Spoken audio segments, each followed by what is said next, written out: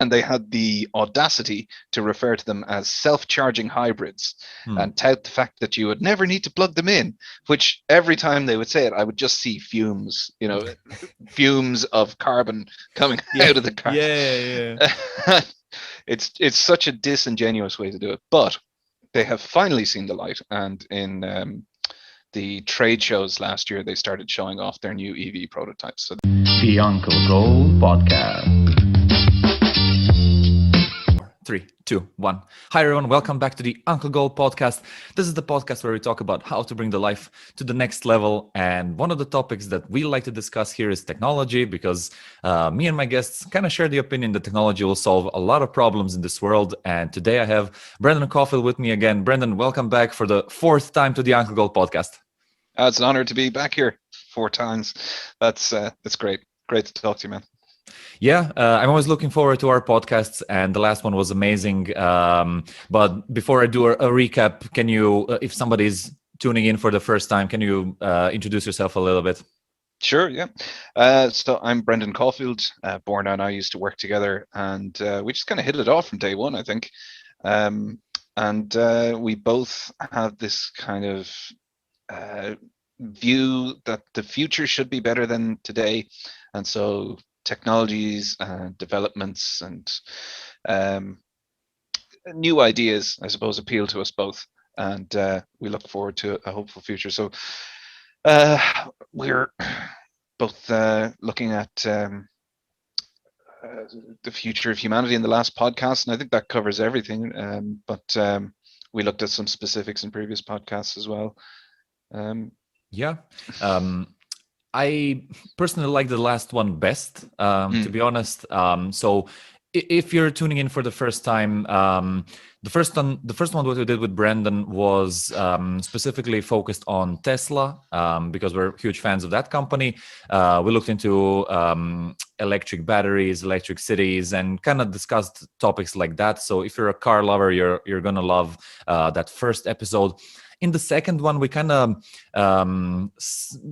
went down a different road or path, let's say it like that. We went into space and covered SpaceX. We were talking a lot about how they're doing it, what they're doing. We chatted about how their rockets are functioning and how far they've actually taken the rocket launch game. And that really is my passion. So I think you're the expert on that topic here, Brendan. Like the amount of it, like guys, if you're looking to find information about what's happening with SpaceX right now, Brendan is your man. Or space in general. Or space in general, yeah. And then in the third episode, we kind of took it even further. We kind of asked questions like where humanity is going, what could be the future, what are some of the solutions that are going to come in the future. We not only looked at the near future, but also the far future, topics like AI and merging with technology and going to different galaxies and a lot of topics that kind of you don't hear discussed on a daily basis with people. But I felt like that one was the best because we covered a broad range and it was amazing. So if you have to, I think it kind of organically grew out of the other two ones. It's like, what are the implications of what we've been talking about so far? And it's kind of mind blowing what those implications are. Definitely. If anyone is interested in looking back at those, I would highly recommend checking out the third one. I think that's the best one yet. But in this one, we're bringing us back down to earth, and we're kind of going to discuss electric vehicles again. And this time, we're not looking into Tesla. We're looking into some other car manufacturing companies. We decided to prepare for this episode from 2 different perspectives. Brandon is going to cover more the Asian market. I'm going to cover a Croatian company here from Europe. So it's going to be quite interesting. I think we have a lot to discuss. So let's get right into it. And first of all, Brandon, before we go into those 2 specific examples, can you give us kind of a overview what other big car manufacturing companies that most people know, like Mercedes, BMW, and Ford, and companies like that, what are they doing right now? And kind of do the intro there to the episode. Sure. So you can never escape the shadow of Tesla when we're talking about electric vehicles, because they really did pioneer the, I suppose, you can't say that they pioneered the electric car, and I would never claim that. There have been many companies that have produced electric cars over the last 100 years, really. One of the first first motor vehicles was an electric car, but I think it can do like 2 miles on a single charge or something. But the revolution that Tesla created was to make electric cars sexy. And that's, I think, the part of the equation that made the biggest impact on the public consciousness is, whoa, that's a nice looking car. And then you go, oh, it's electric. Oh, it's probably a bit slow then. No, it's really fast. Oh my God. Okay. Is it safe? Oh, it is actually the safest car in the world per like all of these tests. And it just, those dominoes just fell, and a lot of people's minds just went, okay, and switched tracks. And so that was a gauntlet being laid down for the rest of the industry, and it's taken a long time for legacy, as they call them, legacy automakers now, because they're the internal combustion engine crowd, for them to pick up that gauntlet and run with it. One of the first to do it was Nissan. They produced the Leaf. I think it was 2010 the first Nissan Leaf came out. I've never been a huge fan of that car. Just, they completely missed the sexy element on that one. It's really not an attractive car in my opinion. And then you had people like Renault picking that up as well. They kind of gone in an interesting direction where, and I suppose Nissan's direction was interesting as well, where Tesla was targeting the sort of wealthy business people with money to burn. Nissan focused on the almost the soccer mom market, the family mid-level income suburban sort of market, and they really did a good job on focusing on that market, because it turned out to be very, very profitable for them. It was a huge selling car, reasonable value, great value to own and operate, because of course you're not paying for petrol, and maintenance on electric cars by their nature is a lot cheaper. It's just a lot less necessary.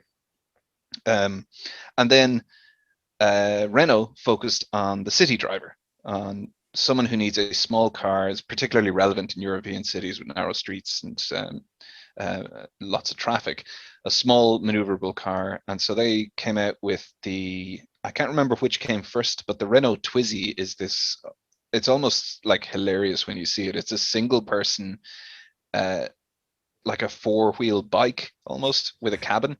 And it's I saw quite it, yeah. silly looking. Yeah, but but people who have them love them, and they're really nimble and able to get around, like even pedestrian places. And then of course the Renault Zoe, which is, it started out sort of in the same category as the Leaf, where at least to me it was not very appealing, not huge range or very impressive specs, but over time it has grown, and much as the Leaf has, into this very impressive car. So Renault and Nissan were, if not leading the charge, they were following Tesla quite closely, but taking their own routes to market.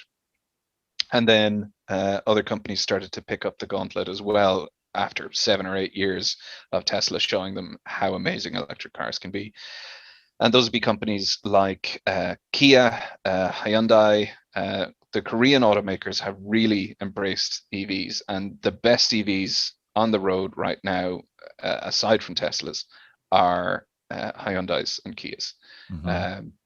The Kona, the e-Niro, those have huge range. They're fairly comfortable cars. They are, they're an attractive package overall. They're kind of a crossover SUV size range.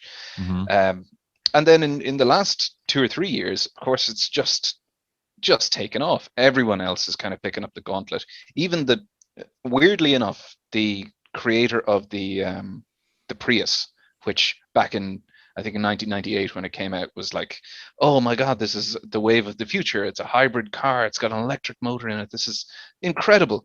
And it was sort of the poster child of the kind of stereotypically the LA eco warrior elite people who just wanted to like make a visible statement, they would have a Toyota Prius. And then Toyota just rested on their laurels for like 20 years. And they did nothing in the electric car field aside from fielding more of these hybrids. And as competitors' technology advanced, the Toyota hybrid started to look really piecemeal in comparison. I was looking into them a few years ago, and like on electric mode, you could get maybe 10 kilometers on in these things, and that would be high. Some of them were like 1.5 kilometers. All electric. That's not very impressive. No, it was like, why are you even bothering to do this? And to add insult to injury, you couldn't charge them from an external source. So all of the energy generated for these cars is coming from internal combustion. So you're creating Isn't carbon it kind of emissions. the same thing then? Yeah, the only advantage really with a hybrid like that is that it would tend to rely on electric power for city center driving, just by the nature of city center driving, stop go. Yeah. So it's working on the electric motor and not producing pollution. So it would cut down pollution in city centers. That's the argument. But nowadays, up until very, very recently, they were still leaning on that hybrid thing. And they had the audacity to refer to them as self-charging hybrids and tout the fact that you would never need to plug them in, which every time they would say it, I would just see fumes, fumes of carbon coming out of the car. Yeah. It's such a disingenuous way to do it, but they have finally seen the light. And in the trade shows last year, they started showing off their new EV prototypes. So they've actually teamed up with which company was it? It was one of the Chinese companies, I can't remember which one, to create their electric drivetrain. So they're taking what we'll see as a relatively mature approach, electric drivetrain or mature technology, and integrating it with their own styling and car building acumen. And don't get me wrong, I love Toyota. My family had driven Toyota for years, but I've just been very disappointed in their approach to EVs. Then you have other latecomers to the game, have been Honda. They produce a really, really cool little city car called a Honda E, but it's expensive. The range isn't great, but it is so visually attractive that I really like it. And is then it hybrid or fully EV? It's full EV. It's fully. Look up videos of the Honda E because it is just such a cute car. I really would love one of them, but only could get like 3 times the range they're getting now, and half the price. Then we've got the likes of Volvo, who have said that by, I think it's mid-decade 2025, that their entire range will be either hybrid or full EV, and they're really committing to that. They've got their performance brand mark as well, Polestar, which has gone completely EV now as well. So the dominoes have toppled and are continuing to topple. The stated aim of Tesla back when they were first getting started is that they wanted to demonstrate and accelerate the transition to renewable energy transport, and they're doing it. It's succeeding for them. Awesome. So we see a positive uptrend in the market into that direction. That's good. I like that. And I didn't even mention VW. Sorry, their ID3s. I'm seeing them pop up all over the place now. The Dieselgate people. We're now seeing a lot of positive moves towards electric vehicles coming from them, and they own several other companies like Skoda. I think, I don't know if it's a deal or an ownership thing that they have with Peugeot, Seat. All of these companies are producing really quite impressive little EVs. Hey, I hope you're enjoying the Uncle Gold podcast. If you want to support this whole project, make sure you go to the second channel called Uncle Gold Podcast Clips. There I create short form videos with the best topics from the interviews that I do on the main channel. You get their videos daily. They're separated nicely into playlists, so you can choose the topic that you want to watch most. And now let's go back to the video. Yeah, I wanted to say that I love the fact that we're seeing this positive uptrend, and I'm a fan of electric vehicles, and I never actually bought a car in my life. And as Me I neither. was following the whole situation with Tesla and all the electric vehicles emerging, I kind of thought to myself, and I think I'm pretty resolute on that decision, that I'm never going to buy a combustion car, and that my first car ever that I buy is going to be a fully electric car to, kind of make a statement out of it. Sure. And I'm willing to wait for a year or two or more until I, get more financially stable, and when the price goes down, as it always does with basically every product out there. At the start, it's super expensive, and then after a few years, the price kind of just dwindles down a little bit. So I'm kind of waiting to catch it there.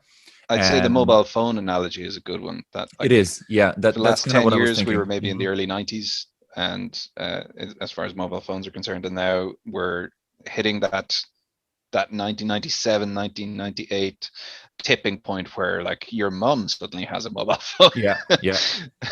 Yeah. Your grandma also has a phone, everybody has a phone. That's true. And I think that's also what's happening to cars. It just goes a lot slower because they're harder to manufacture, more parts, more things depend on them.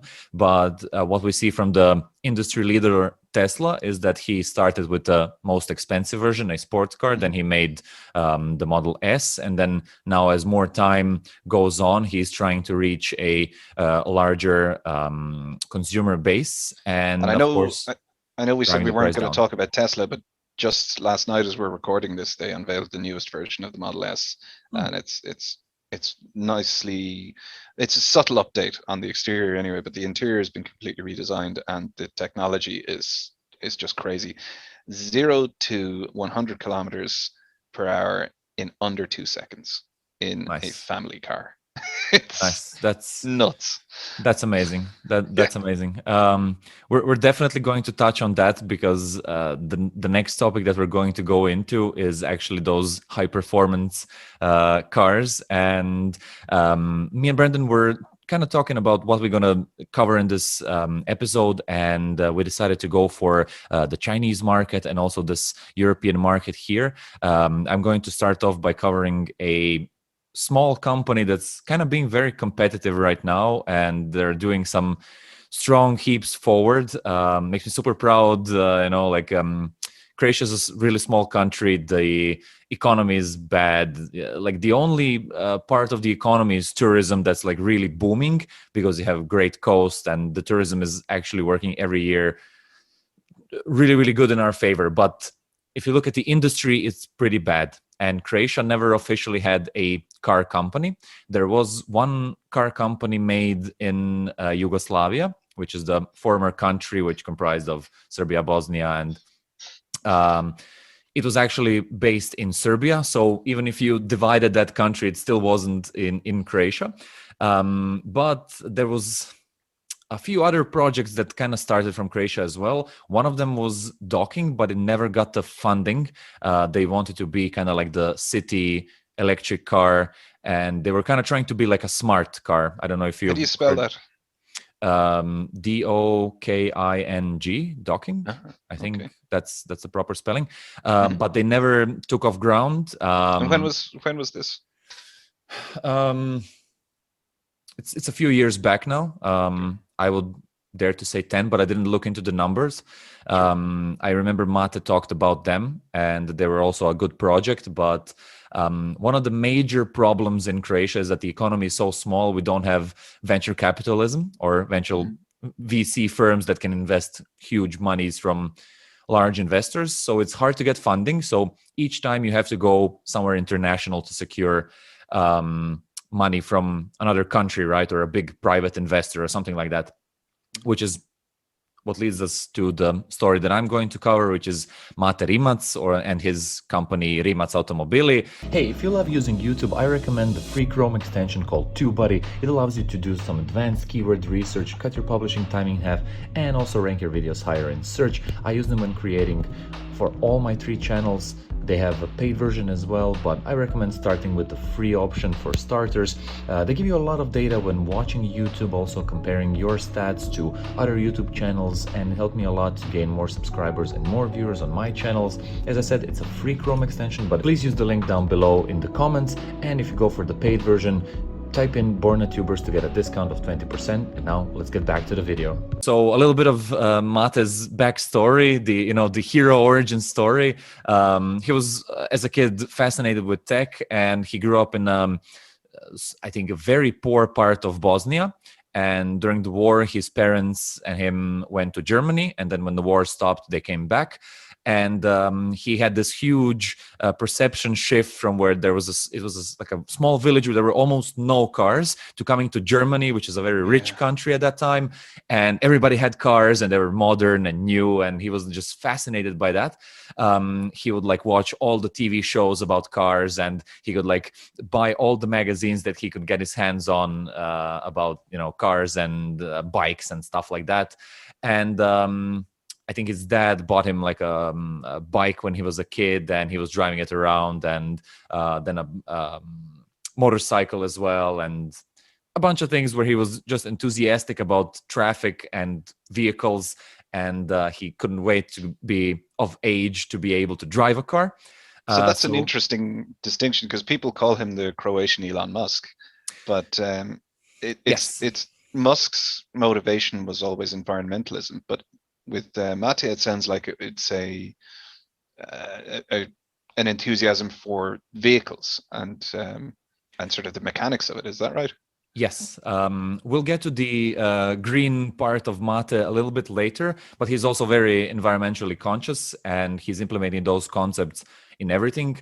I think one of the most memorable stories from him is the first car that he ever bought is like a BMW E30 M3, something. It's like the very cubed version of it, but it was very popular at that time. And he bought a white colored one, and then he wanted to bring it to drag races and locally organized speed racing tournaments, which are in Croatia fairly small, so everybody knew each other and everybody knew who had which card, and they were tuned and all of that. So at one point, I think his engine burned, and then he didn't have money to kind of repair it and install a new one or buy a new car. So he kind of tried to figure it out himself, like Tony Stark in a cave comes to mind there. And he kind of made an electric motor. Just to give more reference, he was very good with electronics and robotics in school. And his professor said, you're like really, really good. You should go to competitions. And he went to a competition in Korea and won. So he's a very smart guy. And he did his first electric motor, and it was extremely bad. So he showed up at the competition. People were laughing. It was like he couldn't even race there. Well, he could, but at the end, when all the races were done, then they were like, all right, give this kid a chance, with his EV car. And he lost, of course, a bunch of times, but each time he would take the car back and tune it, upgrade it, increase performance range, until 2011, or even 2010, we actually started beating other cars. And then people were kind of like, what is this actually? Like, no, that's not true. That can't be, like an electric car. That's not possible, right? And he tells stories of, all the jokes that people would tell him, like, what are you doing with that washing machine here on the racetrack? Or people would come up to him like, can I charge my phone on your car? And he talks about that. That's super hilarious. But basically, in 2011, it all changed when he really drove the performance of that old BMW that was now converted into a electric BMW. And he basically beat every other car out there. And in, I think, end of 2011, he broke the Guinness World Record. And he achieved a quarter of a mile in, I have it here, 11.8 seconds. So, oh no, sorry, it was 2012, April 2012. Yeah. So, that was a big step forward. And he kind of there decided, like, yeah, this is going in the right direction. He dreamed of having his own company, and he just loved working on cars. So he kind of started to develop a more serious model of that car, and he scrapped the BMW idea. He wanted to kind of get parts and pieces from other companies that were kind of working on it, but not seriously. And you were talking about docking earlier, and it being somewhat around that same time frame. Did he try and get involved with them, or was there any kind of interaction there? I'm not sure if he reached out to them, but in his story he reached out to a bunch of companies. So it could be that they were in touch, but basically all of it flopped and nobody wanted to reach out and help him. So he kind of started working on it with himself and found a guy. I can't remember where he worked, but he was basically the kind of like the design and computer animation and calculation, and Mate was more the mechanical and technical side of the car. So it was just two of them in a garage welding at 3 o'clock. Again, the Tony Stark in a cave reference comes to mind, you know. And they just hammered away, you know. They just did it and tried to improve it every time.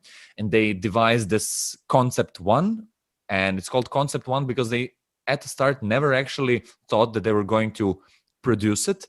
They were thinking of making it like a valuable concept for a company to buy, and then that other company would kind of start producing it as their own car. And as he was looking for investors, because you know it's impossible without investing, because it's a huge amount of money that you need. Oh, for sure. He kind of started gathering people around him. He noticed that it was a huge problem to launch a car company from Croatia, because first we never had a car industry there. So it was hard to find a mechanic that knows to build a car from the scratch, especially, hey, let's make a new version of everything type. Yeah. Second problem was, of course, finances. As I described earlier, there are no VC companies that could give you like, here's 100 million, you know, like go and do something with it, you know. So he was wasting a huge amount of money, like traveling to Germany, Spain, all over the place to actually sit down with someone who would invest. He was going to a lot of car shows and all of that, and it was a huge struggle. Yeah, but they I think I heard in an interview that I saw with him that he got scammed by a few people who he tried to get invested. So there were cases where people promised him a large sum of money, and they were even sending like fake checks from the bank where they kind of transferred him the money, but nothing was coming into the account. And a lot of promises, a lot of lending in a way where he would literally go to, hey, Brendan, can you lend me as much money as you know, like I'll take anything type of asking for people. It was really tough for him. And at one point he spoke to someone from the, I think, United Arabian Emirates. I think he mentioned someone from the royal family. I'm not 100% sure on that. But they were actually amazed with his Concept 1 idea, and they called him like a week later, and they're like, all right, we'll buy 5 cars. When can you deliver them? Oh, no. He was like, we don't have anything ready yet, you know? Yeah. Like, it's not, we don't have any manufacturing capacity at all. So they kind of restarted negotiations, and he was like, all right, could you invest in us? So we managed to produce at least one. And they're like, all right, how much money do you want? You know? And he said at that time an absurd amount of money for him, which now he described like there will be enough for a doorknob. So he underestimated the cost of everything, and they had a good start, but in the end, even that didn't work out long term. They kind of gave him a option of, okay, we'll give you all the money that you need, but you have to do it in somewhere in the United Arabian Emirates. And he had a tough choice to make, and he said no. He really wanted to be a Croatian company built in Croatia, and he kind of went a harder route. And then as he was kind of getting closer to having his first model finished, they started going to auto shows. And when you have a concept in front of you, it's a lot more real. And then it got more attention. He started talking to bigger companies, and then with time he managed to secure investments from, as far as I gathered from the information, it was mostly European car manufacturers. So they managed to produce Concept 1, and it's a luxury supercar. So they didn't want to do mass production. Their original idea, which they're still kind of going with, is not producing a lot of cars, but producing like a really high performance, strong, super fast, super luxurious car that would sell for a lot of money so they could keep the company afloat. And they're going for that market. Now, the Concept 1 car was amazing because it has 1,000 horsepower, over 1,000 horsepower. And it's like a killer car. It can drive like to 300 kilometers per hour. It's like you look at the stats, you're like, what? Like, Yeah. and there were no like, he went from the old BMW that was kind of scrapped together to a 1,000 horsepower super race car, you know, and like the jump is just astronomically high, you know. And that's what's so surprising to me, hearing his story, because to me, you know, the name Rimac came into my consciousness as hypercar maker. And like, I didn't really know the background until I watched that interview. And to hear it described at that leap from the rebuilt BMW to a bloody supercar, that's amazing. Yeah. It was just phenomenal. Like, it was mind-blowing. Like, people couldn't believe that something like that could physically exist, but they had a working model, and it just blew all the stats out of the system. So I gathered some stats here to kind of visualize it easier. So it had 1,088 horsepower. Acceleration from 0 to 100 was 2.8 seconds, which was pretty good. Max velocity could be 325 kilometers per hour. So that's Formula F1 level. And its range would also surprise you. 330 kilometers. And when was this car built?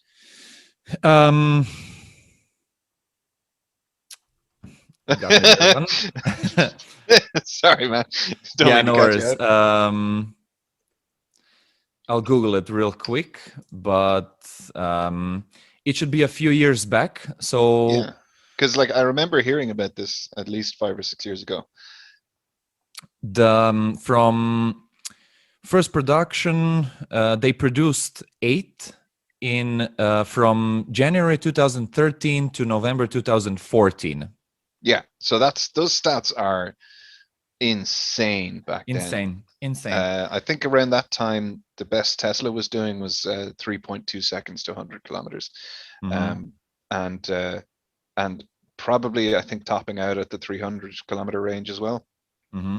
Not 100% on that. They may have had more range, but like it's a supercar.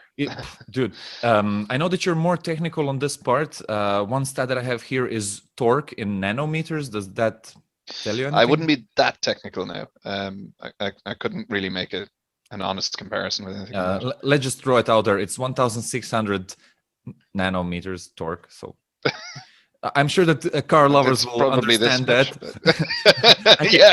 I can see someone being in their room right now, being mind blown. Like, and you and me completely oblivious. Like, yeah, 1,600. Is that nanometers or Newton meters? It's Newton meters. Right. Because I was thinking I'd never heard of a nanometer before. Well, I've heard of nanometers, but not in that context. Sorry. You see, my level of technical knowledge is very, like needs improving. So but yeah, completely amazing. People were mind blown, and that's when it kind of took off for him, when he demonstrated that it's actually a working model and that it has such huge stats. And that's where kind of bigger companies got involved in it. Since one of the major investments that was made into Rimac was by Porsche. I think that today in 2021 they own 26% of the company. Okay. So they're the major investor, but there were smaller ones in between there. I don't know the years specifically. That's but probably why the Taycan is able to do the sort of the big advantage that the Porsche Taycan, when it came out, had over Tesla, because they're always the benchmark, was the ability to do a super fast launch and then do another one and another one and another one, and to keep running, because with electric cars, the battery pack itself retains heat as it expends large amounts of energy. So, Yeah.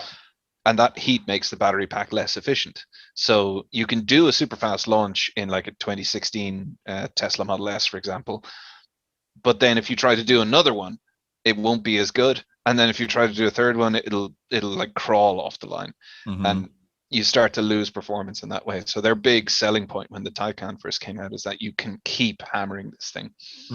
Awesome. That's probably down to rematch technology. It is. So what they started doing is they switched from a car manufacturing company to a technology company. They increased their team to, I think now it's around 100 people, and they're no, sorry. At that time it was at around 100 people when Concept One was fully in motion. Now they're around, I think, 700 people. Fact check that, but what they started doing is they said, all right, we can offer more than just building a supercar, because they are completely vertically integrated. And that's one of the kind of main things that they pride themselves in. They don't buy any parts from any other manufacturer. They handcraft everything there. So fully built in Croatia, all parts from Croatia. They're super proud about that. And other car companies were kind of like, all right, you're actually able to do it cheaper and faster. So what they started doing is they said, all right, hey, you're a huge car manufacturing company. Is there some part that you want to integrate maybe in your kind of test project in the electric vehicle space? And then they would give Rimac smaller projects to develop certain specific parts, or maybe try to upgrade something in regards to the battery or some of the parts. And they have an approach of, all right, bring the sketchbook, and from the first design, we'll have it done until the complete product and ship it directly to you. So they use Rimac to create parts for them, and then they integrate that into their own cars. I've just checked, and it's 850 people. 850. Yeah. Awesome. So they're growing fast, and right now they're a lot more established. So what they added to their portfolio is a bunch of different products when they were experimenting with increasing battery range life, making it smaller, more durable, and stuff like that. One of the things that they implemented was actually a battery for wheelchairs. And it's like nobody knows about that, but I found it in one of his presentations. It's a really cool thing. So he said that people who use wheelchairs, they have to change the battery every 1 year, and the range is like nothing. So now he increased the durability to like 10 years and increased the range by 10x or something, like he 10x. So you're going to be throwing out the wheelchair before you throw out the battery at that rate. Exactly. So what's the 0 to 100 kilometers time on that? 2.8 seconds. Yeah. Why does this wheelchair have a seatbelt? And airbags? Another project that he actually very successfully launched was GREJP bikes. I don't know if you heard about that, but they sell it as e-bikes, but it's kind of like motorcycles. And I know what you're talking about. Yeah. They wanted to do like an electric bicycle, but they ended up making it like a really high performance bicycle. Yeah. And it has basically 3 modes, and the third one is pretty crazy. Like the last interview that I saw, is the interviewer asked him, like, is this legal to drive on the road?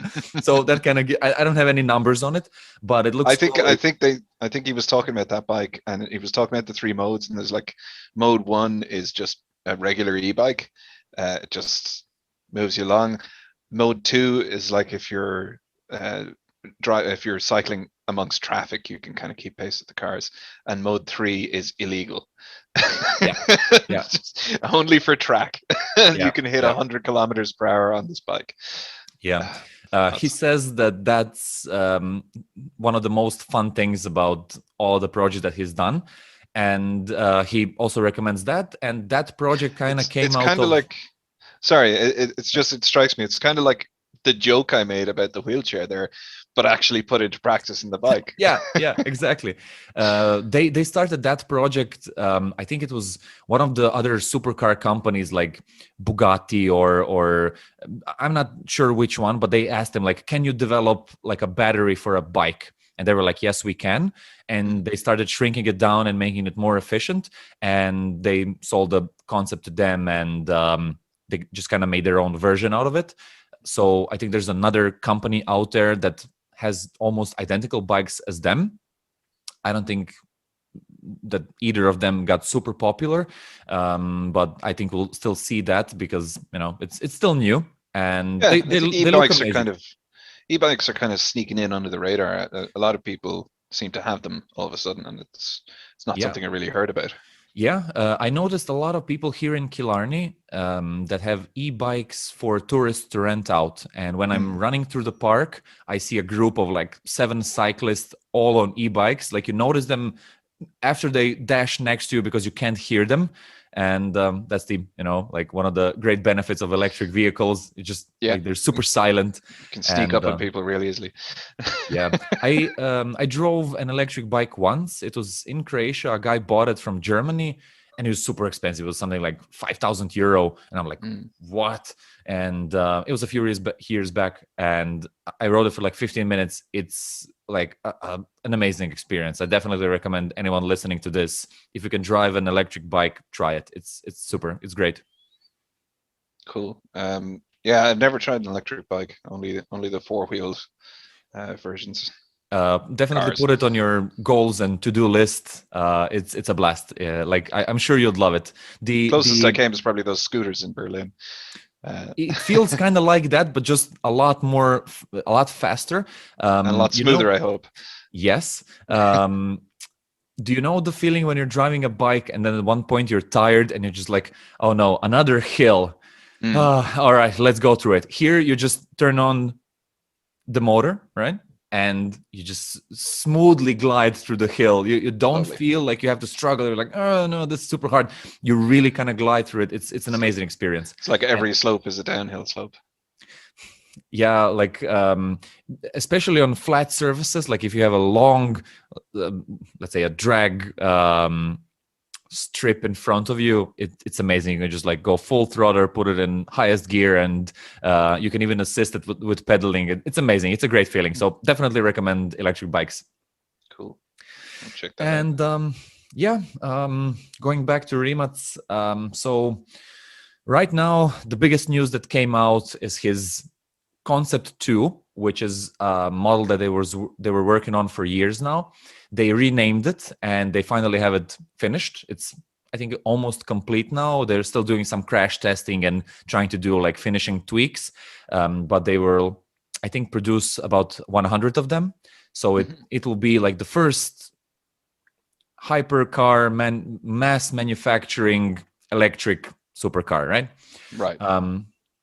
So that's and you say they renamed it. What do you mean? They renamed it from Concept 2 to Nevera.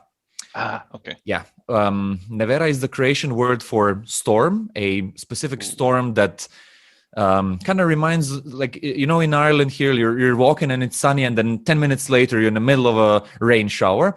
That happens in Croatia as well at the coast, but it's not like a nice rain like here in Ireland. It's like a bloody storm with thunder and wind, and it's not pleasant to be in a Nevera. And it kind of comes out of nowhere as well. Right. So they took that element and hopefully not the not pleasant element. Yeah. The car is supposed to be super pleasant to be in. I kind of looked at how they designed it, and it just looks amazing. It's very futuristic. One of the things that they did is, how Tesla has a cube-shaped battery, or brick-shaped battery, better said. Rimac designed this battery to be more like T-shaped, and the broader part of it is in the back, so there's more weight there, and the middle part that goes forward actually freed up space for the seats to be placed lower. Right.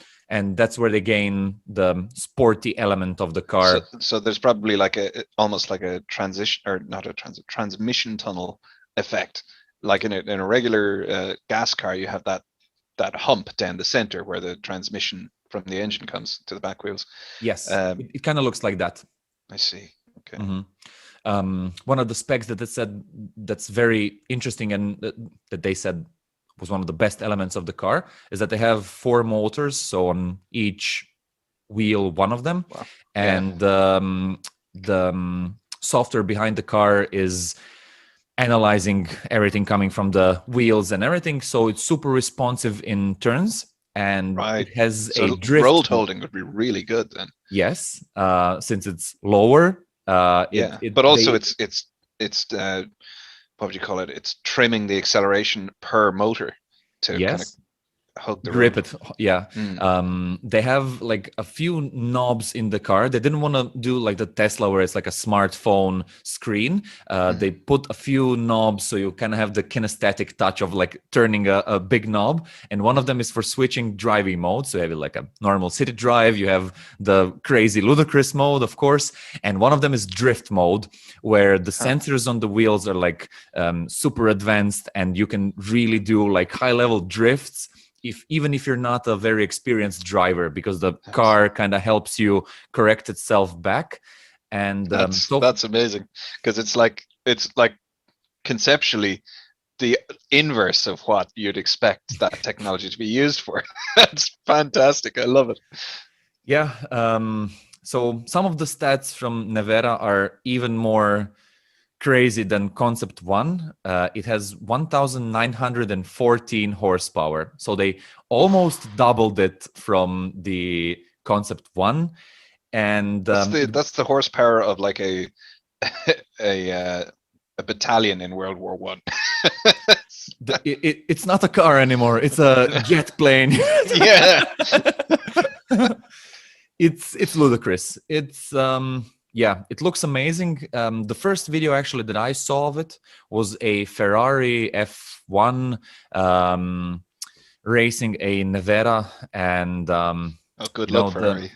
The Ferrari driver was actually very enthusiastic and full of confidence in the trademark of the car and all of that, and it didn't turn out well for the Ferrari. Let's just put it like that. You see, you know the videos that you were showing me a while back with Tesla just like shooting up. It's like that with a Ferrari, and you watch the video and you can't believe it. And you're like, what is going on? Like, how fast is this?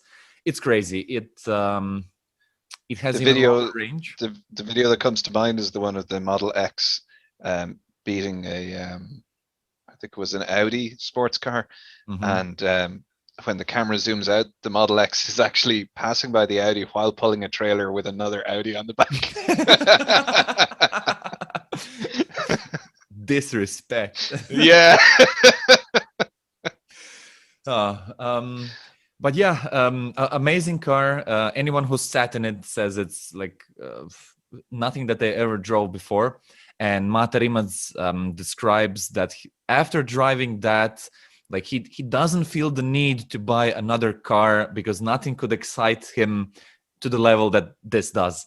And yeah, it's funny that in the interview that I watched with him, they were sort of walking around his garage, looking at the cars that he had, talking about the cars that he had bought, and they're all like BMW road cars and like not what you'd expect a billionaire. Well, I don't know, is he a billionaire? But a car company CEO to own. And the interviewer says to him, like, I'm noticing that you don't have any of your own cars here. And he's like, yeah, no, I can't afford them. They're too expensive. Yeah. He actually doesn't own we watched the same video, and the Concept 2 car that's there in the back, it's not his, so it's owned by the company. So he didn't buy it for himself because right now he's still in the serious grind mode, and every dollar, every euro goes back into the company. So he really wants to raise it to a higher level. And the interviewer asked him if he ever met Elon Musk. He said no. There were a lot of people who wanted to introduce him, but he felt that he was still on such a low level that he didn't deserve to kind of shake his hand. And I was like, wow, this guy is really setting like high standards for himself, but also so humble. Like yeah. I mean, not to venerate Musk or anything, but like that's I don't know. You kind of expect him to really want to go and meet Elon Musk to compare I think he notes and does. stuff. I think he Yeah, does. But I think he wants to blow him out of the room. Like just yeah. be there and be like, "I did it, man." Like now we can. Like. Yeah, but Rimac is a super nice guy. I like his energy. He's pretty Yeah. calm, He and certainly seems to have that. Like people compare him, call him the Croatian Elon Musk. He seems way nicer than Musk. Uh, like just a really genuine guy. yeah, that's true. He's also a tinkerer. Like he loves to play around with his cars and engines, and you can see when he's talking about, all right, now we did this, and then we moved Yeah. it here, and then we installed this, and you can see, and you There's see real that passion. he has a huge passion for the technical element of all of that. So yeah. I think that company is going to grow huge. So the last part that I saved for the Rimac kind of summary is where the company is going next. So as I said, they're going to start mass producing Nevera. It should be priced around 2 million. I think it was dollars. I'm not sure if he said euro, but that number is kind of in my mind. So we'll fact check that as well. It's certainly same ballpark either way. Anyway. Definitely. We'll see when we can afford that, Brendan. Yeah. But yeah, definitely luxury car performance out of this world, looks amazing. And right now they're trying to make, I think their target is 100 of them and sell them across the world, to rich car So they're owners. really like where Tesla and most of the other automakers are aiming to compete with the other automakers in the sort of consumer market. The Rimac are looking at, I suppose, the likes of Bugatti as competition. Yes. In terms of their hypercars. Yes. Yeah. I love the question that the interviewer asked, like, wouldn't someone just buy a Bugatti and not a Rimac car? And he's like, the average. Why would you want to go slow?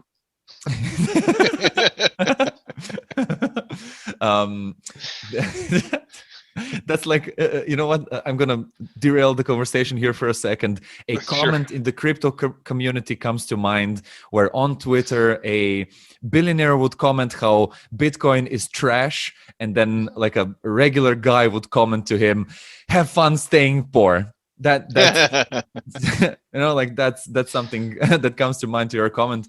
But yeah, I'm gonna go back to the question that he asked him. So aren't they just gonna keep buying the like already established names? And he told him that the average Bugatti owner has around 40 to 50 cars in their collection. So they're like multimillionaires that have a habit of buying luxury cars. So it's more like adding to the collection and not being like first time, like let's try this. So yeah, that's a valid point, I guess. And last part, and then I'll transfer it over to you, Brendan. So where Rimac is going right now with his company, right now they're focusing on building a new campus because the facility that they were in is kind of small. They said they had a tough time finding like a huge warehouse that they could use. So they were kind of improvising, built their own, and now they're looking to build a huge complex. They hired a designer company to create like 2 buildings. One of them would be for more like office buildings, bureaus and stuff like that. And the other one would be manufacturing, production, research and development. And the design looks amazing. We'll put a picture right here. And they want to build it in 2022, 23, 24, somewhere in that range. So in a few years, it should be done. And that's when they plan on scaling production and reducing cost and kind of being more efficient with everything. And they plan on being a technology company, which means creating other products for other companies as well, not just for their own cars. So they're like a bunch of other technologies plus cars. For the end consumer like you or I, we're more likely to interact with Rimac technology in another vehicle. So, something that we buy from another manufacturer. But do they have any intention of ever targeting a broader market at a lower price point? Right now, that's not the main focus. And as I gathered, it won't be in the next few years. But I have a feeling that when they do the new Rimac campus, that's when they'll start kind of producing more. Like, I think that their next step could be something like a Model S. Yeah. But I think they really want to hammer down the luxury market first and kind of establish themselves as a. He mentioned that one of his inspirations was the guy that developed Christian Koenigsegg. Do you know that company? Yes. And- Yeah. It's another high performance EV company, isn't it? Yeah, he said that he's one of his idols, and of course Nikola Tesla with electricity and all that. So he's kind of aiming for that, and that's Another his son biggest of goal Croatia. right now. Yeah, exactly. So that's kind of where we're going with that company. I'm sure that we'll do future podcasts on how things are evolving, but right now, as I said, Rimac Nevera is the main thing, and they're starting production with that, and the campus. The idea that there could be a possibility of a surprise announcement of, oh, we're designing this car that'll be more affordable. It kind of brings to mind, and this is another derailment to another sector, but in rockets, there's a company in New Zealand called Rocket Labs. Blank. That's the one. Thank you. And for years, the founder of that company, Peter Beck, was fielding questions like, "You're going to make your rockets reusable because, like, they're very similar to the Falcon 9 architecture, just shrunk down, similar to SpaceX's rockets, but just smaller." And he's like, "No, we're targeting the small sat, the CubeSat market. If I ever build a bigger rocket or fly humans or reuse a rocket, I'll eat a hat." And then last year he came out with a video where he's like, "Yeah, I've got to eat a hat." They just recently put out a video where he's like, "I've got some business to attend to," and puts a hat into a blender and starts eating it. I've seen that. Yeah. I've seen that. Yeah. So I wonder, will Mate Rimac be eating any hats at any point? Well, I would actually hope so. I think it'll be a great move because you could reach a much bigger market. But I really think and they hats want are high in fiber. Yeah, he didn't say he was gonna eat anything, so we'll see what he does. He's still young, so he has a lot of room to grow, and I wish him a lot of success. And As do I. I think eventually we'll see like a mass production normal city drive car, not a hyper rocket for the road, like. But I mean, even if we don't, there's absolutely nothing wrong with that, because he's providing technology to other companies that's going to filter down through it. And if his passion is for hypercars and just getting the highest, I think he really gets an adrenaline kick from figuring out that little margin that gives you the extra bit of performance, and making it all work efficiently and just get there and kick ass. I think he should stick with that if that's what excites him. Yeah. True. I just remembered one question that you asked earlier, the green aspect of all of that. So he's first of all vegetarian, and he did some calculations where he says, like, if we stop eating like beef or something, we could do a huge, like a larger impact in a short period of time than putting like, I don't know how he threw out a huge number of cars off the road that are carbon based, so. Yeah, I know he's right. I love meat. That's the problem. It's like, okay, I think that asking people to transition from internal combustion to electric vehicles is a smaller ask than asking them to stop eating meat. I feel like we have a good chance with going like separate 1 or 2 meals per week from meat eating to plant-based, because one day it's like really nothing. Like you eat a bunch of vegetable salad and it's fine. Especially if plant-based or lab-grown meats catch on that are producing far less carbon emissions.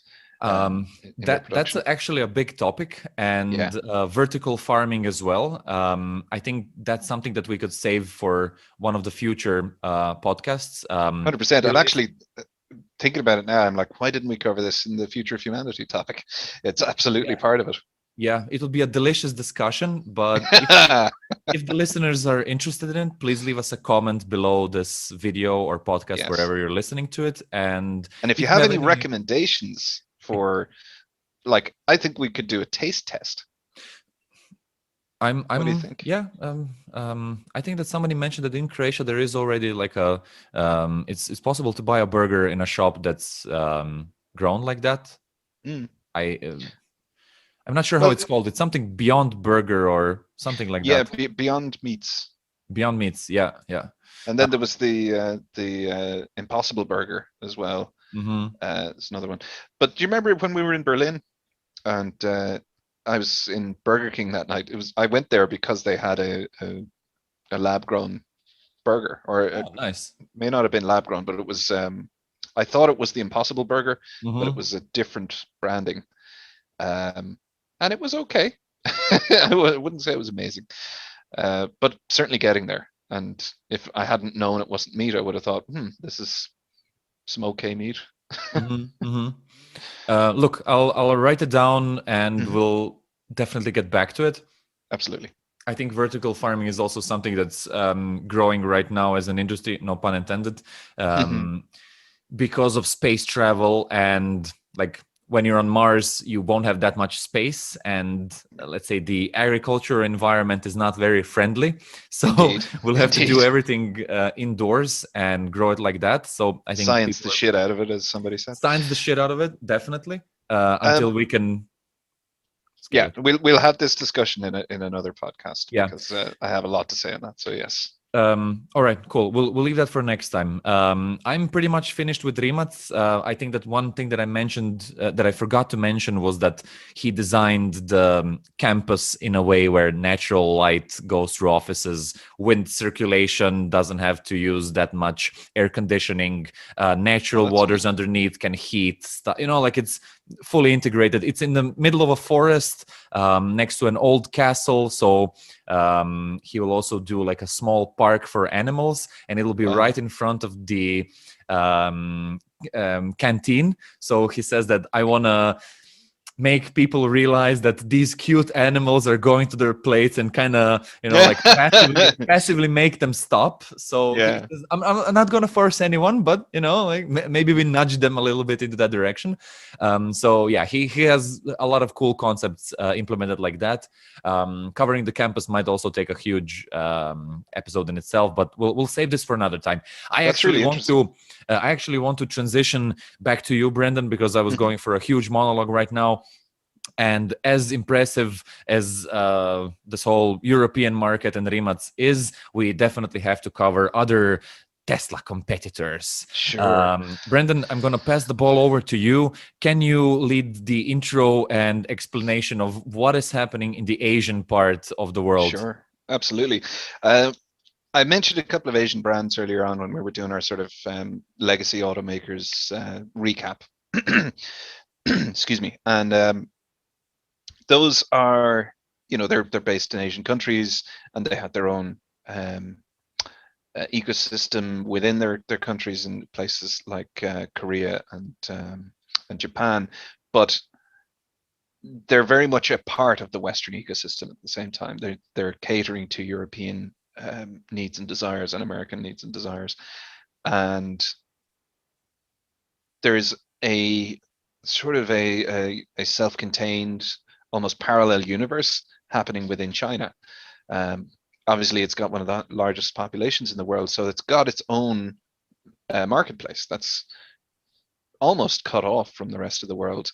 And in part, that's a political thing, but in a large part, that's just an economic thing, because they can deliver products at a much cheaper rate within their own borders if they're not shipping internationally. And so it just makes economic sense for a lot of these companies to only target the Chinese market, at least initially.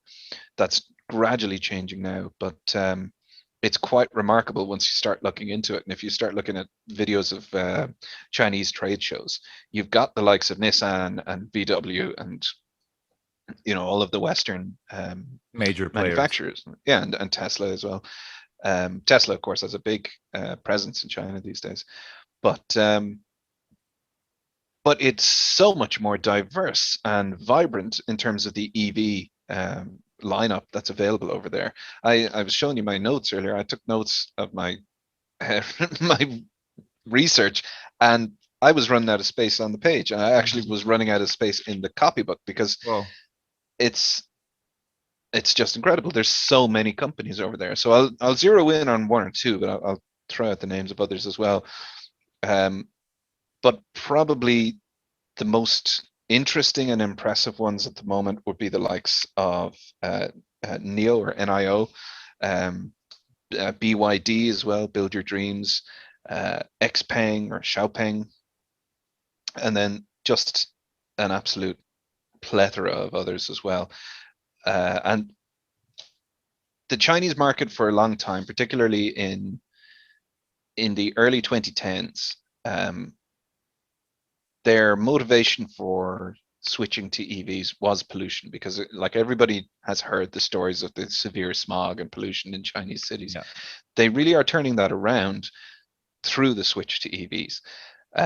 Now, early on, it was vitally important for them to make EVs attractive to the everyman and affordable to the everyman. So that came with a lot of cut corners, and you had a lot of sort of questionable tactics like copy pasting smart car bodies onto very low quality motorized frames and that kind of thing. So there are a lot of those kinds of vehicles over there that I'd be kind of worried to get into, to be honest. And that's sort of become the stereotype of the Chinese electric vehicle, that it's not great. But that's changing in a huge way, and it has been changing for several years. So, for example, the company I mentioned, BYD, Build Your Dreams, they were sort of the hallmark of that. Now, they have great pedigree, because everybody remembers back at the turn of the millennium, 1998, 2000. I was making the comparison with mobile phones earlier. At that tipping point when everybody started to own mobile phones, the most impressive thing to me anyway, aside from the indestructibility of the 3210, was how long the batteries would last. You could charge these things once a week and carry them around and make calls on them and all of that. Yep. And those batteries in a lot of cases were actually coming from this company, BYD.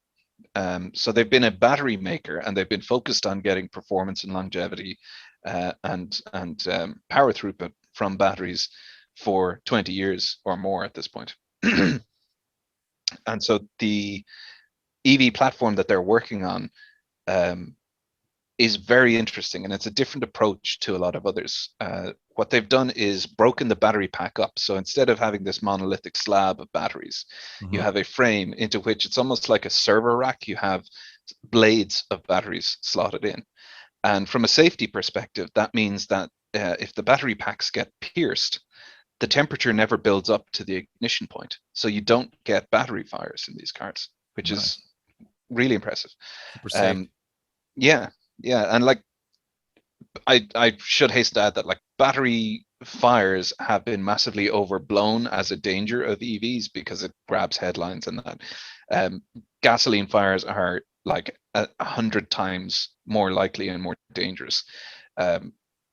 In large part because electric vehicles are generally designed to vent any kind of gas release from the battery pack out of the body, so it doesn't enter the passenger cabin. So I just want to highlight that point, that while this is a great advancement in terms of the safety of EV battery packs, they are already very safe. And these horror stories you hear about the fires that do occur are very much few and far between compared to the risks of petrol engine cars. But that said, that's the sort of the technological basis that they're working on. And they've done something that I kind of wished the big name companies that we've all been following for all these years would do, where like Tesla has started to build these semi trucks that they're working on, these big 18-wheeler rigs. They're still not actually in customers' hands yet. So it's a slow process, and you've got other companies, none of whom I can remember the name of off the top of my head, who are kind of specializing in that area as well. But it's very slow getting to market. And then you got BYD, who are over there. they've had their kind of crummy little aluminium boxes, which they've gradually finessed over the last few years into somewhat attractive consumer cars. And then all of a sudden, they've diversified that into delivery trucks, city buses, double-decker city buses with like beautiful panoramic windows for tourists. I would drive in that. Yeah. You've got a whole range now of BYD consumer cars, from the aforementioned small little boxes, which have now been refined into very safe, very nimble, and very long range vehicles that are really quite attractive, and they're able to sell them over there for less than €10,000, which is mind blowing. And then, yeah, and then moving up from that category of vehicle to something that wouldn't look out of place on a European road, a sedan or a hatchback, right up to an SUV, and then into sports cars. Like, they have the full range of commercial and consumer vehicles, and they're selling them now like they're available over there. It's kind of mind-blowing to think that they haven't expanded their reach outside of China, because people would snap these up. Yeah. So I expect to see them bursting out soon. And that's BYD. They've got that sort of underlying battery tech thing. There's other people who are focused on, if not rethinking, then seeing things from a different angle as far as battery tech goes. Chief among them would be NIO, who have taken an idea that's sort of been in the back of a lot of automakers' heads for a long time, which is the battery swap idea. And back in, I think it was like 2014 or thereabouts, Elon Musk was talking about how Tesla was going to set up stations where you could drive in, a robot would take the battery out of your car and swap it out. I think they abandoned that on the basis of, certainly it would seem nowadays, because of the advancements they've made, that they wanted to be able to change the form factor of the battery over time to improve efficiency. And that's very much the case now with their newest battery types, which are structural to the car. So you couldn't remove that pack. But what NIO are doing is exactly that. They have the stations set up. There's something like 2,000 of them set up throughout China at this point, where you can today buy an NIO car, drive around. Oh, I'm low on battery. Drive into one of these stations. An attendant gets in, drives into the bay, and then a robot comes out, unscrews the battery pack, and swaps out a new one. And 3 minutes later, you have 100% charge. Wow. Yeah, so that's like gasoline level convenience Yeah. in recharging the car. Nice. Which is, of course, the end goal. The best that Tesla are able to do at the moment, they just, as I said, unveiled the new model of the Model S last night, is 15 minutes to get 187, I think he said, kilometers, which is impressive in terms of charging a battery. Yeah. But the convenience level of just being able to swap one out is pretty impressive.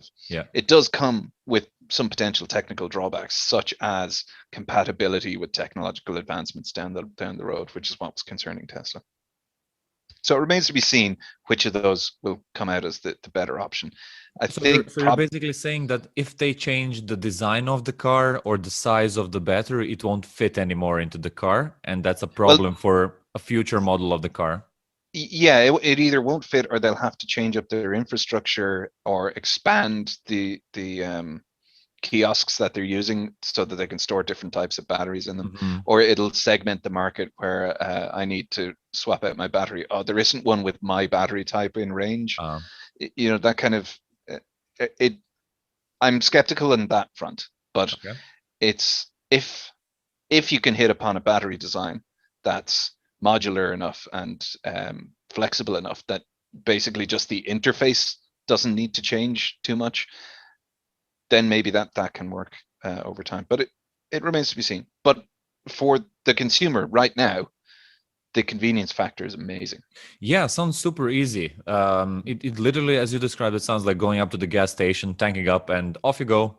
Yeah. So yeah, I'm sure that a lot of people will actually love that concept, and it could be that in the future we see both. Yeah. Another thing, I've not seen it, but I suppose conceptually it might be possible, is like a liquid electrolyte in a battery that you can recharge your battery by just pumping liquid into it. Ah, all right. Now, I don't. That's just off the top of my head. I Yeah, vaguely that recall one. someone talking about that. That one probably couldn't be separated into chunks, and that seems a little bit more dangerous that way, because Potentially, yeah. it kind of goes into the same category then as combustion engines, where Exactly. you have the element of, oh, something can happen there. Yeah, But all short right, circuit through the liquid or something. in any case, it sounds very interesting. So, NIO have just started selling cars in Norway. So they're breaking out of the Chinese market and establishing a foothold. Norway, of course, being the strongest adopter of electric vehicles in Europe.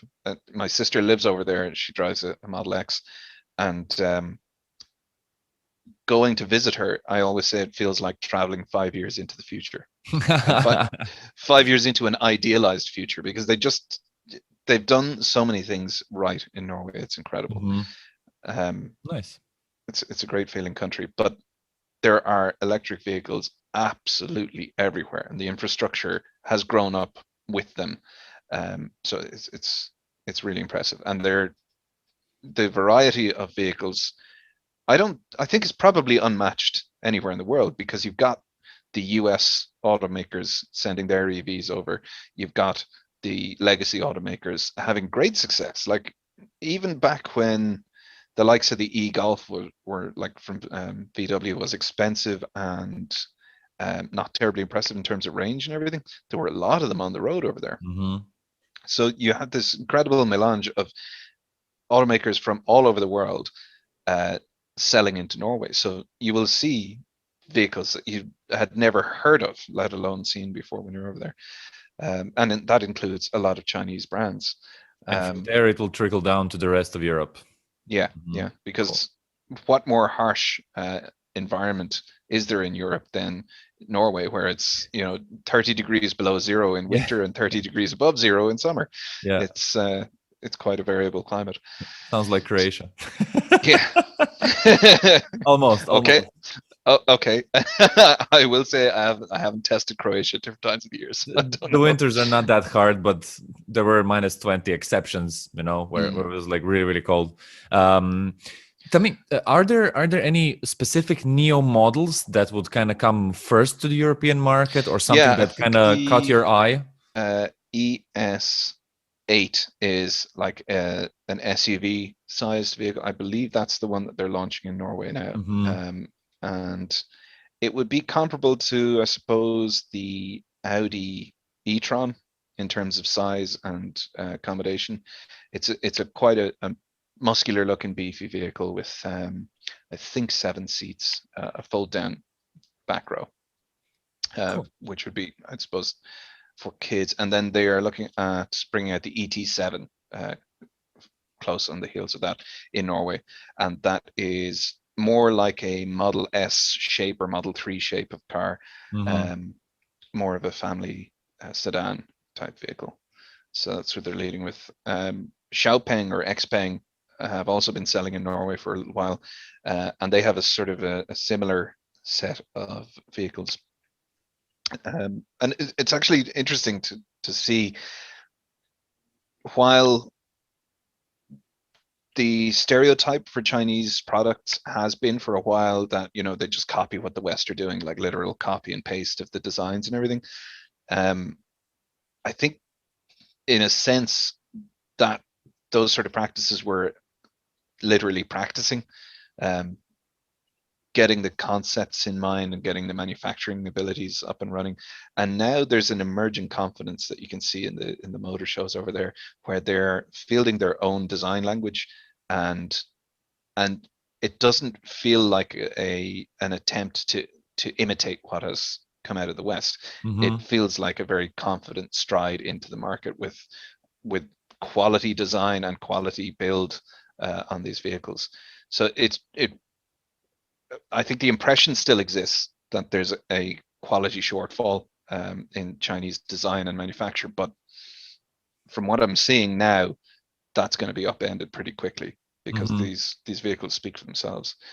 And the one thing I am noticing is that they have a kind of a Chinese identity to them as well. There's a particular design language. Most of the vehicles, particularly the sedans, because a lot of these companies, Xpeng, Bike or BAIC, and the BYD sort of upper end of their range, and of course the NIO ET7. They all had this kind of rounded, pointed front end with very narrow headlights, and it's sort of a Chinese identity, I think, for these vehicles. So I don't know if that's a good or a bad thing that they're all converging on the same sort of look. It might be that if they can flip that perception of Chinese quality and say, like, these are actually really high quality vehicles, in a few years' time, it might be that that's a mark of or like a status symbol to have this particular Chinese look to your car. Yeah. But you never know. I think it's good. Why not brand like a origin of a car? Sounds like a great idea. I've seen some models where between the lights, there's also like a huge strip between them. It looks like a large light strip. Are they going into the direction of installing cameras there? So it's also like self-driving cars, what other EV companies are doing, or is it just like a cosmetics thing? So it's a little from column A, a little from column B. Of course, the upper end, they're trying to compete with the likes of Tesla and all of the other above 50,000 euro sort of electric vehicles that have all of these self-navigation systems. So they're trying and they're succeeding. A lot of these navigation systems have a lot of history behind them at this point. Like BYD, for example, their fleet of vehicles, not only the consumer stuff but also the commercial vehicles, they're all contributing to the cloud learning of their navigation system. So they have, I think it was like over 2 billion kilometers driven in autonomous mode on their vehicles. So it's really quite comparable to what Tesla are doing. Yeah, but it's more of this kind of alternate universe feel to it, because it's like I didn't know any of this was happening before I did this research. And so they're prepared. Obviously, all of those systems will need to become acquainted with the diversity of legislation and stuff in different European and American territories. So there'll be a lag time, just as there is in getting Tesla's autopilot working over here. All of that needs to sort of retrain itself for European rules and so on. But yeah, in terms of the cosmetics, it's another sort of uniquely Chinese, I think, identity, where you have really crazy cosmetics on some of these cars. Like I've seen vehicles, and this may be what you're talking about, where they actually integrate an LCD screen, like a TV screen, into the front of the car. I haven't seen that one. So the grille is animated, and it's like doing its own little like clouds are coming across it, or when they hit the brake lights, it like animates in. It's bonkers, but very futuristic. And then you have the lower end stuff, like some of these tiny little minis. I saw one that was like a hot pink car with a sculpture of a melted ice cream on the top for no apparent reason. Just like, why? Another one with like bunny ears and stuff. Just completely mad, but brilliant. I love the creativity. Yeah, I actually feel that there are more and more buyers for stuff like that. We're going in that kind of internet meme culture where somebody has a huge passion for something like cats or dogs, and they're willing to invest more money into something that's cat themed or dog themed just because they enjoy it and love it. And I would like the Chinese market would be the first one where I would expect cars like that to come from, or Japan, because they love their creative cats. And cats especially. I'm looking at my notes because there was one company, I can't remember which one it was, but I I think it was Aura. Every car they had was like Cheeky Cat or Happy Cat or like Fast Cat. They're all called cats, and some of them are really nice. And one of them, like again with the copy paste, was literally just a Volkswagen Beetle from the 1960s, slightly smoothed out and put on an EV platform. It was like very, very odd choice of something to do. But then they had other models beside it that were entirely original designs. Mm-hmm. It's really diverse, really vibrant, and definitely worth checking out the likes of the Fully Charged YouTube channel, who have a correspondent in China who's going around to all these trade shows and looking at them, because it's just some wild stuff, and a really vibrant EV market over there that is just waiting for its ability or for its opportunity to break out into the wider world. It's kind of sad that it has been so self-contained, but at the same time, it's allowed these really unique and eccentric ideas to mature, and they are mature. Cool. Do you know any predictions when they might come over, or do you know any reasons why they're held back in that amount? Well, of course, there's a lot of political reasons as to when they're coming over. It's happening now, as we've been talking about with Xpeng and NIO selling in Norway. I think there's a few other brands that are starting to, but the limiting factor, I think, has been the difficulty of doing low volume imports of vehicles from China. And just the fact that I think it hasn't been terribly profitable for them to expand overseas. They can't maintain that low price point that they can domestically. I think so. Yeah. Mm. Do you think that a solution like Tesla is building a gigafactory in China, would they have It's already built, it's already working. Sorry. Yeah. Would they have to build NIO factories here in Europe, or I hadn't considered that, but BYD? yeah. Because in the long term, they would save a lot more on shipping costs and delivery time. It'll be like a bigger investment up front. Yeah, I wonder, is it a kind of, ooh, sorry, off my camera. I wonder, is it a bit of a chicken and an egg scenario where they don't know that they will have the demand over here, because there's a lot of sentiment and politics around products coming from China, and some of that's deserved, some of that's not, and so there it must be kind of scary for them to make the investment of dropping a load of products into this market and then potentially having them not sell for stupid reasons. That's true.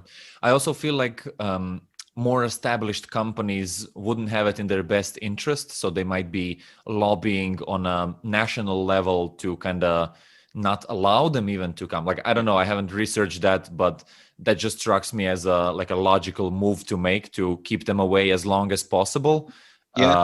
There's that, or there's the other side of that thought is that China actually owns quite a few brands, particularly from the UK auto industry, which kind of imploded over the last 30 years. And so China have been buying up the identities of the likes of MG, and I think is Rover owned by a Chinese company now. So those are kind of almost in stasis. MG brings out a car or two every few years. In terms of electric vehicles, MG actually had can't remember the name of it now, but there was an MG crossover SUV that came out a few years ago, but it was just terrible on range. It was really quite poor, and the finishing of it was a little bit cheap and tacky. So it was kind of an also-ran vehicle that had been produced in China, and they rebadged it in the UK. So it didn't give the greatest impression, but it was very affordable. It was like £22,000 or something for an electric vehicle, but the range just wasn't there to make it competitive. But in a lot of cases, and this applies to legacy automakers as well, they will do that. They'll bring out a very unimpressive vehicle, and then they'll bring out a new version of it that actually ups the specs significantly. We've seen it happen with with the Renault Zoe, for example, and the Nissan Leaf. Although the Nissan Leaf was so early to market that its unimpressive range wasn't that much of a problem at the time, because there was just no competition besides Tesla at that point. And that just wasn't competition in that price range. I feel that it's good that competition is coming, because in a lot of cases, I had the feeling that a lot of car manufacturing companies would build a model, it would work, and then for the next 10 years, you would see that same model with just like one line on the door changed, or the lights look 3% different, you know? And I got the feeling that it's not that they were slow to innovate. I felt like they were more kind of scared to do a move that other people won't like. And they were more in the mode of like, let's keep doing what works. Scared, or in some cases hostile, because a lot of the legacy automakers are very much married to the oil and gas industry. And so oil and gas, I think in large part, they're sort of resigned at this point now to the change that's coming, but for much of the last decade have been extremely hostile towards the electric vehicle revolution, and have been pushing fear, uncertainty, and doubt. And a lot of the higher ups in these automaker companies would be hardliners, where the only moves they would make towards producing electric vehicles would be because of mandates from state governments. In a lot of cases, the Californian government, which, you know, being a state in America, it's easy to forget that it's actually the second largest economy in the world on its own. That it, I think that's the case. Anyway, I may have that score a bit wrong, but anyway, they're significant, and they put in a lot of requirements that if you want to sell vehicles in this state, you have to be producing at least one electric or zero emissions vehicle. And so this gave rise to what's been known as the compliance cars, which in a lot of cases were produced at low volume and only sold in California. And that was just so that they could sell other models. And these compliance vehicles would be very poor in performance, or they'd have massive compromises. Like, I remember there was I think it was a version of the Ford Focus where the battery pack was placed in the boot, and in order to have any kind of range whatsoever, they had to half the boot volume. So you'd open the boot and the floor would be up here. It'd be, you know, almost on level with the shoulders of the passengers in the back seat, because the boot was just chock full of batteries. And that changed the balance of the car. It felt awful to drive. It was just, you know, it was a very poor effort, and it was purely in service of being able to sell other models of internal combustion cars. So there was a lot of, sorry? I understand that, There was a lot of that going on. And there was, just a lot of resistance to change, I suppose. And in some cases it was pragmatic, because we, you know, the viewpoint of these automakers was that we have all of this infrastructure for making internal combustion engine cars. In order to change that up and make EVs now, we will need to make a significant investment in our production facilities. So rather than spending that money, let's spend money on advertising and media influence to make electric vehicles seem bad, so that we can hang on to our infrastructure for a little longer and keep pumping out what we know. Well, I hope that we'll see bigger changes soon, you know. We will. It's already happening. I'm very positive that technological solutions like that will change the world in a positive direction in the long term. Like, we're moving very slow actually, but it's getting faster and faster, as we see from examples like that. And the world is going to look completely different in 10 years, right?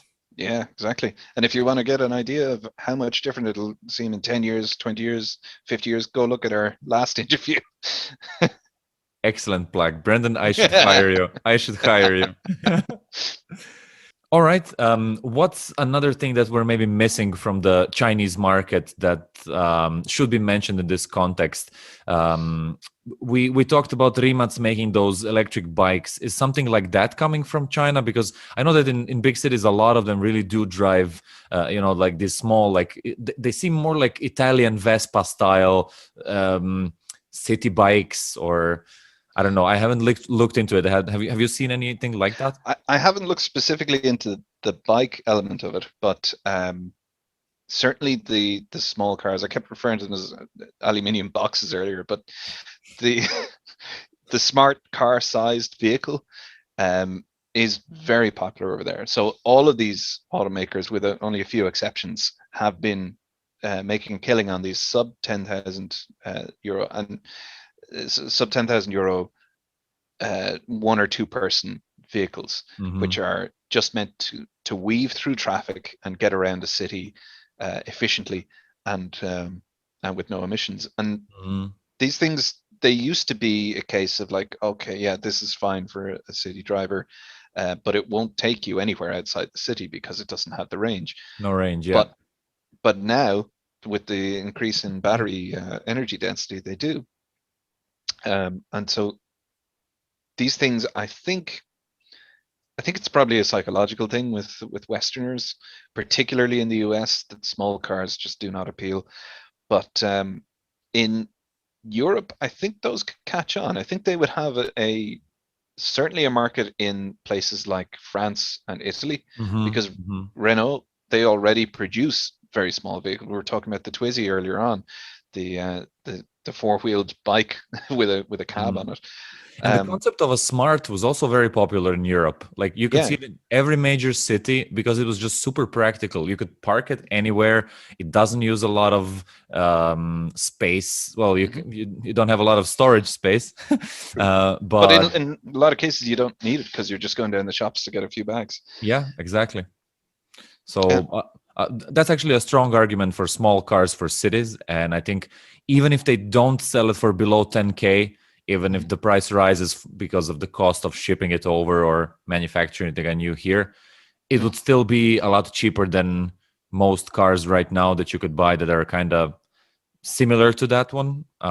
So I think they just need to shake the perception of those vehicles being low quality. And the way they do that is by importing high quality examples and putting them out there. Although I'm for people experimenting with design, I feel that a lot of people are very conservative, especially in the car industry, and that some people would just look at a pink car with ears and be like, ugh, you know? Yeah, I'm not sure that's going to translate to our market, really. Yeah, so it's very quirky. I'm sure that they'll have to do some redesigns, but I'm sure they can do it. I'm 100% sure I don't that think see it. I don't think the ears come as standard. I'll put it that way. And the melted ice cream is not a base level feature. Cat tail and cat ears on a car. Yeah, and pink neon lights underneath it. Oh, those are standard. All right. Now I'm thinking of buying it, actually.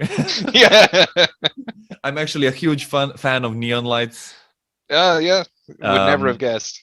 But if I ever win the lottery or just have a huge amount of money that I don't know what I'm going to do with, I'm going to buy like an old car and do like a MTV Pimp My Ride or Need for Speed or Fast and Furious 1 and 2, you know, when they were like all paint shop on the side, like neon lights, engine sticking out of the hood, you know? And it'll be an EV. You just bought the engine for the appearance. It won't lead to anywhere. It will just be like cosmetics. Yeah. You'll have like small screens there. So when you're parked, they turn around. You can eat something on the hood and watch TV. I like it. Sounds awesome. Yeah. That's what I would put my money. See, guys, on the Uncle Gold podcast, you really do learn how to invest your money properly. No, we're these just are joking. wise investments right there. Yeah. But actually, I kind of heard about these, NIO, and I haven't heard of the other companies that you mentioned there. But NIO came to my attention because I was listening to American YouTubers who are kind of focusing on finances, trading, and investing into stock options. And they mentioned several times throughout this last year, this Chinese NIO company might be a good investment. They're a big Tesla competitor, you know, like they might take a huge chunk of the market. And they were talking about it as a kind of wise hedging investment strategy where you don't have all your money in Tesla, but you put some of your money into that company just to kind of be safe. So I haven't invested in them, and I don't invest in stocks right now, but could be something worth looking into. Like I haven't seen the charts or anything, but if they manage to sell their cars for such a price and they reach a global market. And if they Yeah. start expanding faster, it might actually be a good idea, because when something goes mass adoption, the stock price usually goes way higher. So Yeah, I don't see the particular draw that those guys see. I'm sure they have their reasons for it, but I'm not sure what it is about NIO in particular, because there are so many companies over there that have the potential to break out. could be that it's also the first one that reached their ears. Could be, because like Xpeng, they're, I think, in Norway a little bit longer, and they have equally good reception over there. So I'm not sure what exactly it is. There is that unique selling point of the battery swappability. That strikes me because of the whole technical development thing and the complications that could introduce down the road. That does strike me as a shorter term thing. So maybe from an investor's point of view, short term gain is good. Yeah. That could be what it is for them. But I don't know if that's got the legs that they might hope it does. But I'm happy to be proven wrong. We'll see. In any case, we'll keep our eyes open on that. I think we've kind of covered everything that I've been able to research anyway. I mean, I'll just name off a few other companies just to give you an idea. That might be valuable. A list of Asian-based companies in the EV sector that is worth looking out for. Exactly. So you've got Aura. They're doing super cheap small vehicles with nice interiors, covering a range of models. Well, sorry, I'll say super cheap at the low end, because they have $7,000 cars in their lineup, which do have nice interiors and good features. But you've got everything from, they were the company that did the literal copy and paste of the VW Bug. Everything from the smart size thing through the VW Bug copy and paste through other cars in that sort of sector, but with original designs, all the way up to something that looks like a Porsche Panamera and has similar performance. You've got, I've mentioned BYD, I've mentioned Xpeng, I've mentioned NIO. We've also got a company called Roway. So, just to recap once more, Xpeng is the one that's in Norway right now. That's right. They've got a sort of sports sedan and an SUV on the market in Norway that have been well received. NIO is the one with the swappable battery. That's right. Yeah, similar to that. They're also in Norway with an SUV and a sedan. I don't know if the battery swap thing is coming to Norway anytime soon. It's certainly extant in China at the moment. There's a lot of those stations available, and it's a regular thing for NIO owners to do. And BYD was the one that was manufacturing batteries in the 90s. Yeah, exactly. BYD, they used to make the Nokia batteries that would last forever. They have been refining their designs, and they have a very high safety factor on their batteries now, because they use this blade design that does not, if pierced, does not reach combustion temperature. So their batteries should not catch fire. But again, battery fires are massively exaggerated in the media in terms of the danger that they present. And if a battery does catch fire in an EV, in most EVs, they are designed to mitigate any intrusion of the flames into the passenger cabin. So it's an important point to keep emphasizing, that if you hear about these battery fire horror stories, it is fear, uncertainty, and doubt, probably sponsored by oil companies or their friends. They do happen, just not in the volume that you'd be expecting based on the level of reporting. We've also got other companies like Roway, which has a vehicle called the Marvel R, which is a really nice car. It just like struck me as, ooh, that's a nice vehicle. I would like to own that one. It's an SUV. They have a range of other vehicles, but they're a fairly new company, I think, on the block.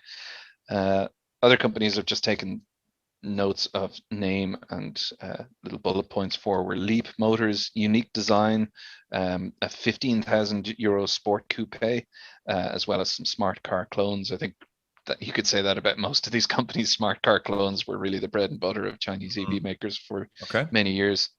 Zeekr are making like really high performance EVs. BAIC are similar to Xpeng in the design language and range of vehicles, but they have a new range called the Arc Fox range, which has I just really like the logo of it. Mhm. It's kind of like an upside down Starfleet logo, so that might have something to do with it. They have an SUV and a sedan. Again, SUVs, sedans, they seem to be the new focus, whereas the smart car style vehicles were before. Then you've got JAC, who have been collaborating with NIO, so they'd be one to watch because they were uh, contributing their technology to NIO cars thus far, and now they're striking out on their own. They've got a mini style vehicle now, but they're one to watch, I think, because they'll have a broader range coming out. And then another company called Wuling, again another value brand with mini size, mini segment cars. Mhm. Those are the ones that kind of made an impact on me, but there's just this very mature, self-contained market over there with a different focus to the EV market over here. In the West, frustratingly from my perspective, the EV market has been focusing on, or rather, it has been neglecting the low end. So low cost, reasonable range, small vehicles are few and far between in the Western EV markets. In the Chinese market, they are everywhere. They were the bread Yeah. and butter. Yeah. I think that that's something that China can contribute. I think that's the classical West approach of wanting to have a huge car. Yeah, sort of catering for the aspirational market before catering for the practical market. Exactly. Yeah. Mhm. I think that's largely because we don't have huge overpopulation problems in cities. So yeah. Yeah, and we have pollution, but nothing like what they have in Chinese cities. Yeah, that's true. Yeah, and it's worth reiterating as well that the Chinese EV market's kind of going through a revolution where there had been the copy paste issue before, sort of imitating what was coming out of the West, but now they've got their own identity, striking out with really, really confident designs and high quality manufacturing techniques and stuff as well. Mhm. So it's really coming of age, and I think it's ready to break out of that self-contained economy over there and jump the universe over to our reality and start to make an impact here. Mhm. All right, now we covered really a lot of Chinese companies. Like I haven't heard about most of them. As I said, I know Neither had I. NIO from those conversations, and I'll definitely look into them. We'll put pictures on all of that on the YouTube channel. So if you're listening this on podcast side, make sure to check out the Uncle Gold channel, subscribe, and check out the cool photos that we integrated into this video. And if you don't have But time for the full podcast, there's the Clips channel as well. of Check that course, out. of course, the sister channel called Uncle Gold Podcast Clips. We should have mentioned that maybe at the start of the podcast because 2 hours in, probably that I know. person. But anyways, I have one more question in regards to EVs from China. Have any of those that you just mentioned, because we've gone through the whole list, are any of them in the US market? Not as far as I'm aware, no. The only sort of Chinese EVs I'm aware of in the US have been imported at great cost by, I suppose, collectors or eccentric, curious individuals, because I mean it is such a alternate universe over there in China that you can get stuff like, you know, the $7,000 smart car clones that are just bonkers in terms of design and appearance, and they're fun. They're fun to own and fun to check out, but yeah, until recently, potentially not up to European or US safety standards. All right, So cool. that's a large part of why they're not making inroads until now. So Europe is the trendsetter in acquiring the Asian market. Well, that's good. All right. I think that was very informative. Like I learned a lot about that part of the world. Like I have definitely not done enough research about this whole topic. It's Well, super new to me. why would you need to? It hasn't been relevant to us until Yeah. now. Yeah, that's true.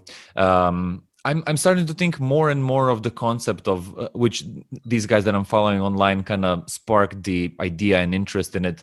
It's like, all right, it is an emergent technology, and if there are so many companies that are coming to the forefront with new vehicles, new technology, it might actually be a good idea to invest. So I'm kind of lingering on that idea and thinking of like, just putting a part of my money in a direction of companies that I want to talk about. So Yep. I think it would go hand in hand with what we're doing, right? It would totally make sense if you and I believe so much in Tesla, then it would completely make sense to, put your money where your mouth is, right? And I already have. yeah, And I'm not investing. It was maybe an antithesis to the channel's intent, but I'm not investing for my own enrichment. If I get rich off it, great. But I'm investing to own a little piece of it and to support the company as well. Yeah. So I look at it just like that, man, and I think that's what we should start doing. We'll on this channel we will talk more about finances and stuff like that, but I generally think that the concept for the two of us might be that since we're researching it and are huge fans like that, we should and hat off to you, man, because you already started, but that's more like a self-critique there, like maybe I should start doing that more, so we'll see. Like I own literally one stock, and that's Tesla, and that's purely ideological. So there's no financial strategy involved here. It was just a case of it was just after they did the stock split last year, and I thought, oh, I can afford a share in Tesla now, so I'm going to buy one, and turned out to be pretty good time to buy at that point, because I don't think it's lost value since then. Cool, man. Like it's gained and lost some, but it hasn't lost value compared to what I invested. Definitely interesting. I think that Amazon did or is doing a split recently, something like that. I heard rumors about it.